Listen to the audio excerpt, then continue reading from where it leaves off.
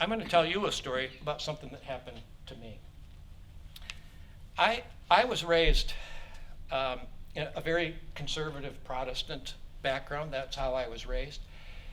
And so conservative was my background, I was raised that only Protestants of a certain sort were going to end up in heaven.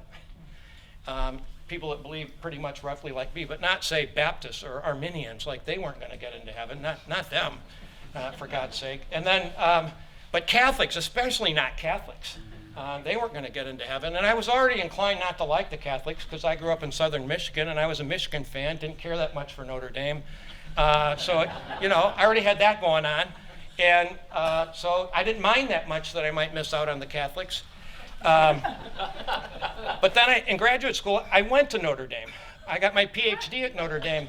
And I began to look around and I began to think, well, maybe these Catholics aren't so bad. They all seem like decent human beings. Some of them seem, much further along the way of the path of sanctification than I was. And by the time I graduated, I had not yet gone to a Notre Dame football game. I resisted that for 5 years, but I could no longer think that all Catholics were going to hell. I just couldn't think it anymore.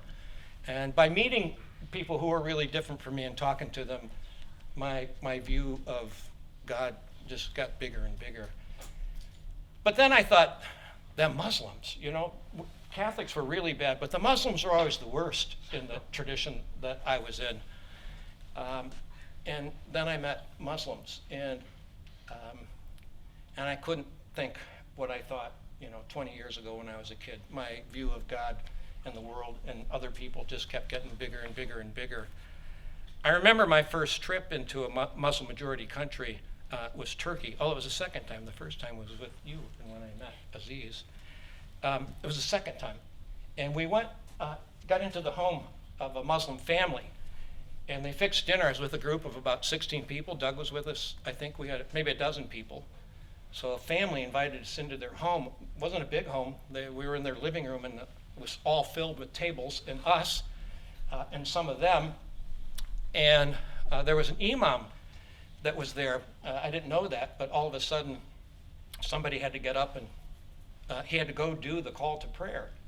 So he got up and went to do the call to prayer, and then a little bit later, we heard him do the call to prayer. People pointed that out. He was doing the call to prayer. And then, one by one, the Muslims at the tables would get up and go somewhere. And I thought maybe they all had a little touch of something in the stomach or something. They all had to get up and go to the bathroom. Why? And why just the Muslims? What were they eating that we weren't eating? What was going on there? And I'm not one to just keep people's stomach problems to themselves, so they come back to the table and I said, what the heck are you guys doing? Why are you getting up and going? Where are you going? And they didn't really want to talk about it, but they told me only after I insisted, they were all going off to pray. And all the Muslims here will know this.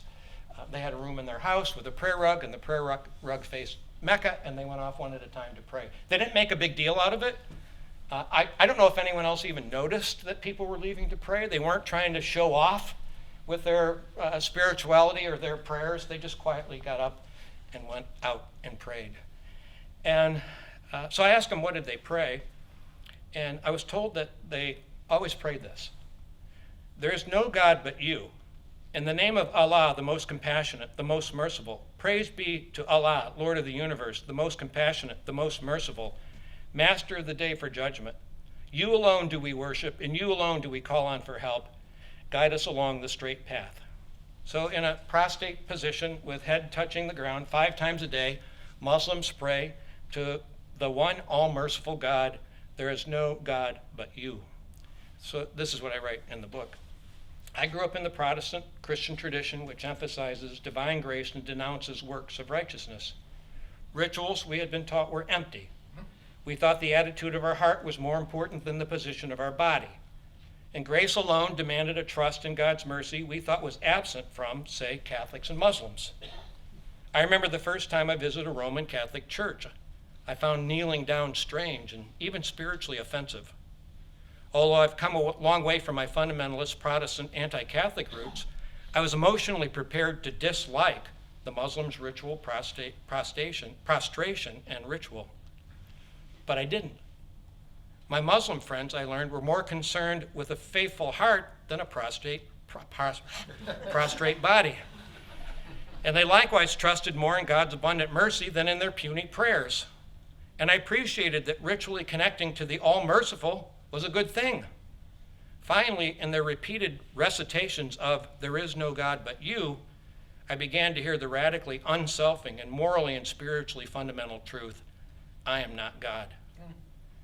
And I began to think that just about everybody, from fundamentalist Christian to devout atheist, could profit from bowing down 5 times a day and to remind themselves that they are not God.